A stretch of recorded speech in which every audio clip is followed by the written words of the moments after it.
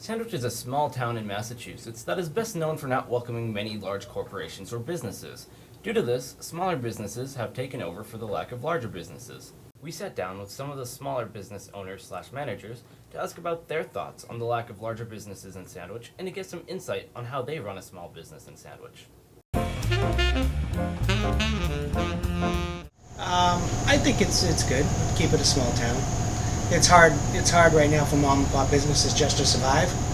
So the large franchises, they just kind of wipe out the mom and pop business. Okay.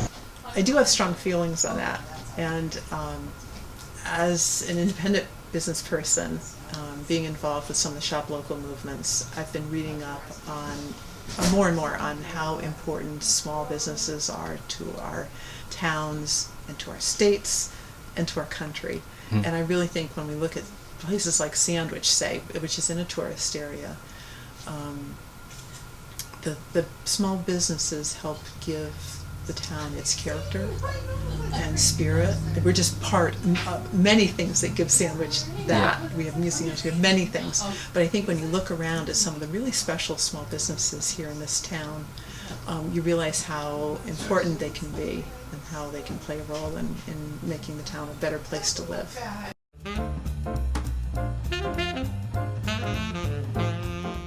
I grew up here. I know the town. I'm a local, so this was actually my first job. My father was transferred to the Cape. He was an engineer, and I was in high school. And the oldest of 8 children, they knew they wanted to start the bookstore because it had been a part-time business before, and it stayed as a part-time business here. So really, it's a family business, and we started in 1969.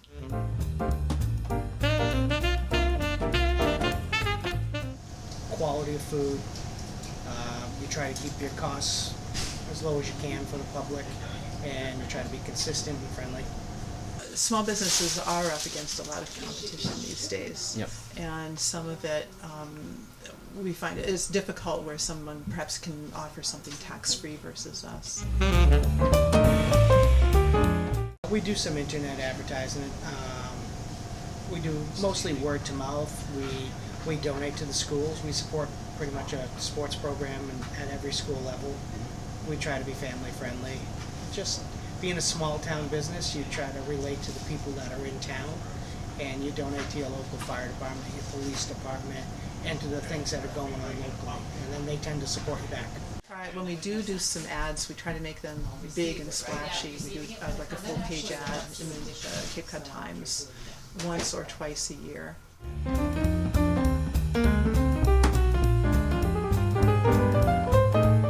It's tough to run your own business, so unless you want to put in the hours and be there 24/7, don't do it. First of all, I would do something that you really love, because you're going to spend a lot of time on it, and whatever it would be. I would get good advice from people in the field, really talk with both business people as well as people who, in whatever subject you're thinking of doing in your business. Join groups. That made a big difference for us. We have a very active booksellers group, both in New England and also across the country, a national group. We got the privilege to also sit down with the town manager, who was nice enough to take time out of his busy schedule to answer our questions about small businesses in Sandwich.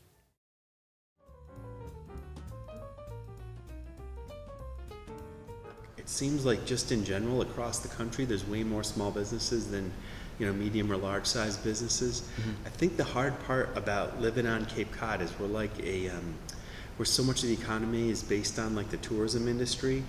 Like it's more conducive for like lodging places or restaurants, not for huge businesses or I think when I think of business I usually think of like the big box stores or malls, or I think of large companies that want to headquarter their facility somewhere.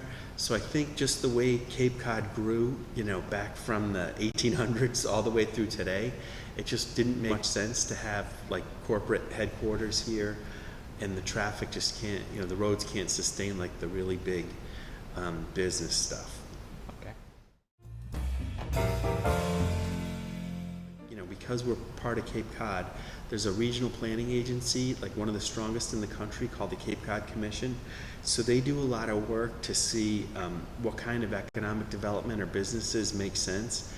And what's interesting is we might think, oh, we could use some more stores to go to, but when they've done all sorts of surveys from companies who look at this, nationwide, they basically say the Cape has too much retail already, so there's not demand for more retail.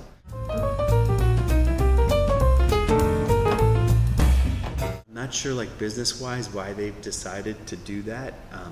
There's probably enough market and enough people who live in Sandwich to demand 2 Stop and Shops, but there was I think it was going to be a Shaw's that was permitted for Catuit Road right near the Stop and Shop, and then they ended up selling that land, so they never built it.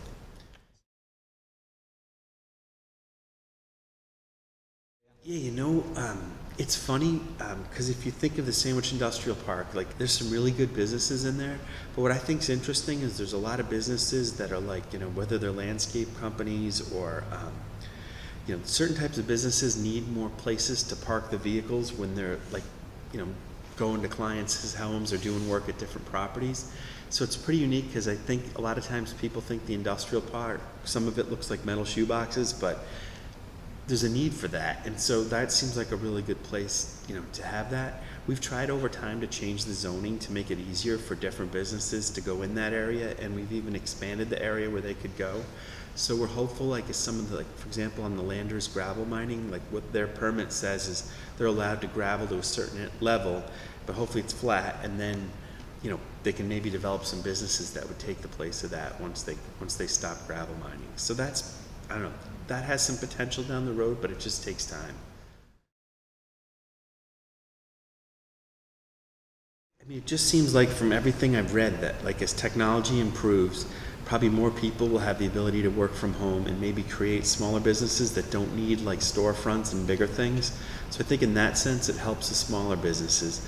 I would hope we'd be able over time to attract some larger businesses, not too many that would cause so much traffic to change the character of the town, but to try to get some high quality, if there's ever any way we could get some of those technology related businesses, but every town is trying to get that on the Cape, or I think we do have an advantage compared to most of the rest of Cape Cod, because the further you go out, the harder it is to get there, and in the summer the harder it is to move around.